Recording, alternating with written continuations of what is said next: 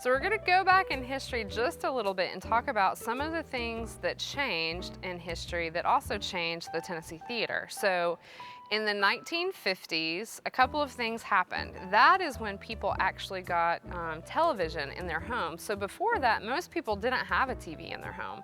So if they wanted to see the news, if they wanted to see a movie, they would come to places like the Tennessee Theater. But people started getting TV in their home, so they were able to watch television at home.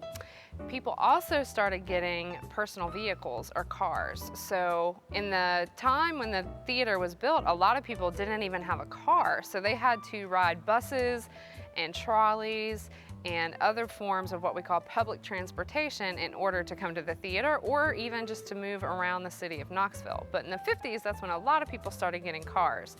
So that started to change because people didn't have to come to the movies as much, so the Tennessee Theater started seeing some smaller audiences. And then in the 1980s, there were a couple things that happened that year, or in that decade, that were really important. So the Knoxville Symphony Orchestra became a resident company of the Tennessee Theater. And if you guys aren't familiar, which I think most of you probably will be, but an orchestra is a big group of musicians that play instruments like oboes and saxophones and flutes and cellos and drums.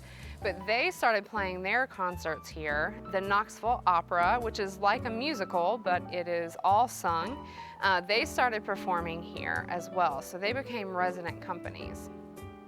So remember, the theater is 92 years old, which means it's pretty old. So in the early 2000s, the people who ran the theater knew that the theater needed to be remodeled and it needed to have a facelift. It was a little tired, it was a little worn, and we wanted to do more types of entertainment. Because it was built as a movie palace, the stage wasn't very big, but we knew we wanted to do concerts and Broadway and things that needed a bigger stage. So they actually did a huge project that we call a renovation and a restoration. And they made the theater, they took it back to its original splendor. So they made it beautiful again, and we built a brand new stage house. And here is the most interesting thing about that.